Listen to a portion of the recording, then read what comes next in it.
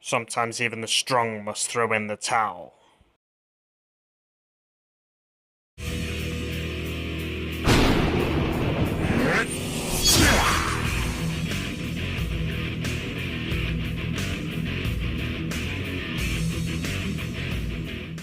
How you doing, guys? Big Mac Dansko here again today, and what you can see in front of you was going to be my entry into IDIC Beer's Terrain Square Corner competition. However, the deadline is tomorrow morning at 7 AM and I am just not going to make that at all. I simply left it too late to enter the competition. I started this a few days ago, really. I did a little bit of work on it the other week, but really I've just started it a few days ago, and mainly yesterday and today I've got it this far. But there we go. You know, sometimes when you want to enter these competitions, there's things that mean you have to keep putting it off and putting it off. And I didn't start it soon enough. But the great thing about this competition is, had this competition not been going this year, I probably wouldn't have had this piece of terrain for my table. It's going to go along with my terrain piece that I did for Frost and Fist terrain on the cheap challenge, which is a pyramid of Tizca. And this is going to be like some sacred archways or something like that from Tizca. It kind of dwarfs the pyramid though. The pyramid probably comes up to about here maybe. I'll just show you for scale an Imperial Knight in front of it. There we go. So there's the Imperial Knight. There's the archways. I wonder if you can fit in sideways. Not quite. Yeah, so there's the Knight for scale. Let's pop him on top. Even fits on top, look at that. So yeah, you can see this is all foam board. This is the foam board that I got from the shop I used to work in. It was all basically advertising and mounted pictures mounted on foam board basically.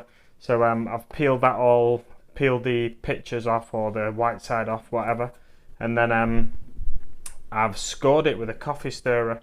A trusty coffee stirrer. I do love a coffee stirrer. I can't find it now. It's on the floor there, never mind. I'm sure you all know what a coffee stirrer looks like, yeah, but I've scored it all with a coffee stirrer to give that tiled or flagstone effect. On the front here, I've gone for like a rectangle shape, and on top there it's more like a square shape. So that's like a brick effect almost, like here's a stone, here's a stone, here's a stone. Like you'd build a wall, where that is like how you'd lay tiles. Nice and simple. And then in the middle I did like a little circular design there. I'm thinking of putting, let's move the Knight out of the way, putting one of these Cadbury yogurt pots on top, or maybe a few on top, and then having some plants coming out of it just to give it a nice feature there. Spray it like a stone colour, the same colour probably that I'm going to do these. I've got a few of these yogurt pots. Yeah, it's like a Cadbury chocolatey dessert kind of thing. And I think they look really good for like scale plant pots, obviously. So there we go. I'll probably use some of them on the board when I get all of the board done. It's not completely glued together at the minute, so the front I can pull down and show you the inside. So this is all recycled material basically. This even the base is a bit of MDF that protects worktops that come into the place that I work now. I work at a kitchen place. Sells kitchens and delivers kitchens, and yeah, the MDF comes from like the wrapping that goes around the worktops. This goes between the wrapping and the worktops themselves, so it doesn't like pinch the worktops basically.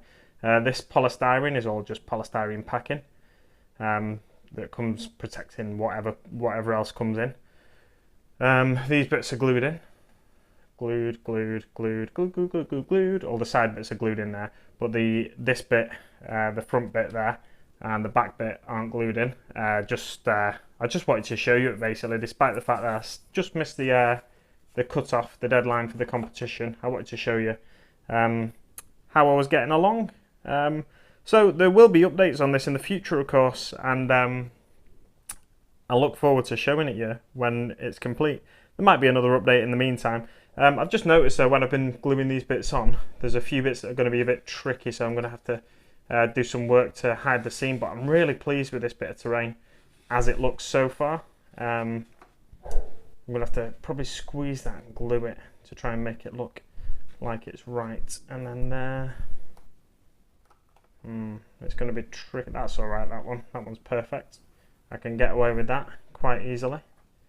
And here, this one's too far back there, so I might have to pull it forward or maybe cut that a bit further, because there is a bit of a not so much actually. I thought there was a bit of a bulge there, like a bit circular, and I'd come too far over with it, but no. Yeah, just give you a view through as well. Let's move that over there. There's a view through for you, so that gives you an idea of what it's going to look like on the tabletop from a model's eye view down here.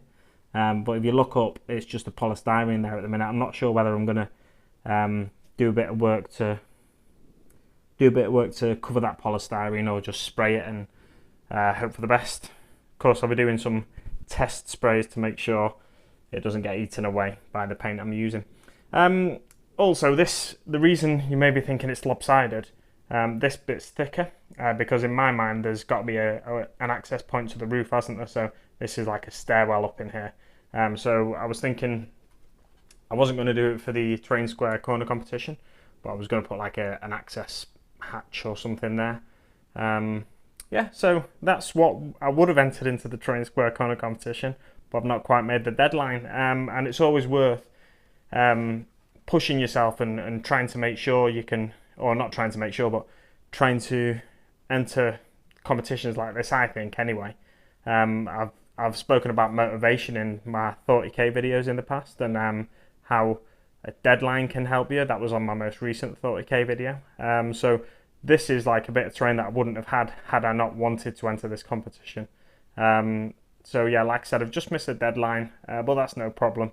I'm still getting a great piece of terrain out of it at the end, and it's probably the best piece of terrain I've ever built, as long as all goes to plan from here. And we'll leave it there now, guys. Thanks very much for watching. I'll see you on the battlefield.